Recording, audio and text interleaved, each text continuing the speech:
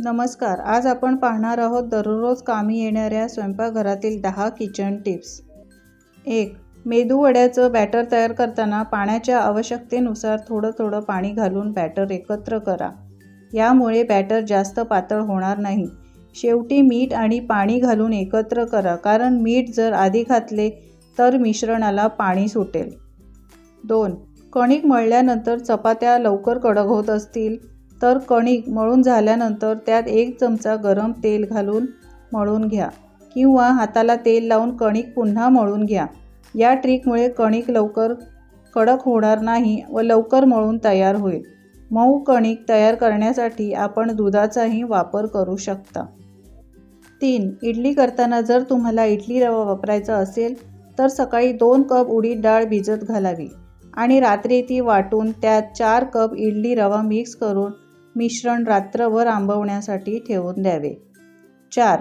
ढोकळा बनवताना जास्त हळद घातल्याने रंग चांगला येईल असं लोक विचार करतात, पण हळदीला हीट मिळाल्यानंतर त्याचा रंग डार्क व्हायला सुरुवात होते, म्हणून ढोकळा बनवताना हळद कमीच घालावी. 5. ढोकळा परफेक्ट बनवण्यासाठी सगळ्यात आधी बेसन व्यवस्थित चाळून घ्या. यामुळे बेसनात गुठळ्या राहणार नाही आणि परफेक्ट मिश्रण बनेल.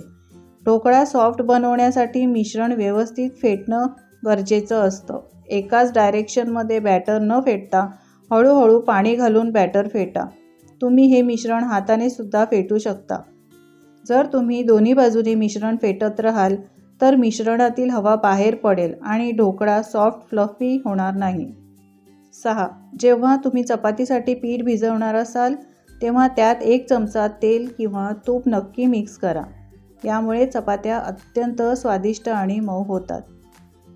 तेलापेक्षाही तुम्ही तुपाचा वापर केल्यास तुम्हाला फायदा मिळेल.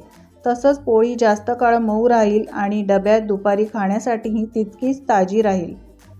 7. भाकरी तुटू नये किंवा पोळीसारखी एकसारखी व्हावी म्हणून हे पीठ कोमट पाण्यात भिजवून भाकरीचे पीठ चांगले मळून घ्यायला हवे. हे पीठ चांगले मळले गेले की ते एकसंध होते आणि त्यामुळे भाकरी सहज थापली किंवा लाटली जाते. यामुळे भाकरी कोरडी किंवा विसविशीत न होता त्याला एकसंधपणा येतो आणि कडांना ती तुटण्याची शक्यताही कमी होते. 8. केळफुलाची भाजी चवीला खूप छान लागते. ही भाजी महाराष्ट्रातील कोकण ह्या भागामध्ये बनवली जाते. केळफुलाची भाजी बनवताना हरभरे किंवा वाटाणे घातले तर त्यामुळे त्याची चव पण छान लागते. ह्यामध्ये मसाला वापरला नाही तर फक्त कांदा, आले, लसूण व हिरवी मिरची वापरली तरी बिन मसाल्याची ही भाजी देखील छान बनते.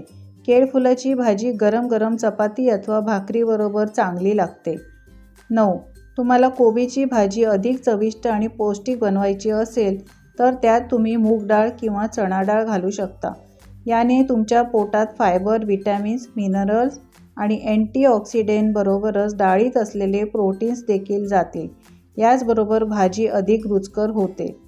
10. मोदकाचं आवरण करण्यासाठी तांदळाचं पीठ आणि पाणी याचं समप्रमाण अगदी एकसारखं ठेवा. हे दोन्ही एकत्र करून उकळताना त्यात मीठ, तूप व तेल घाला.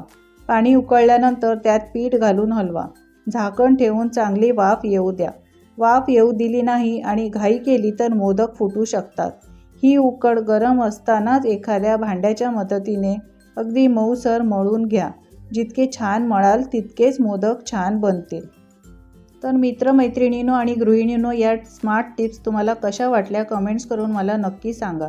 आवडल्यास लाईक करा आणि माझ्या चॅनलवर जर तुम्ही नवीन असाल तर अशाच नवीन टिप्स आणि ट्रिक्स पाहण्यासाठी चॅनलला सबस्क्राईब करा. धन्यवाद.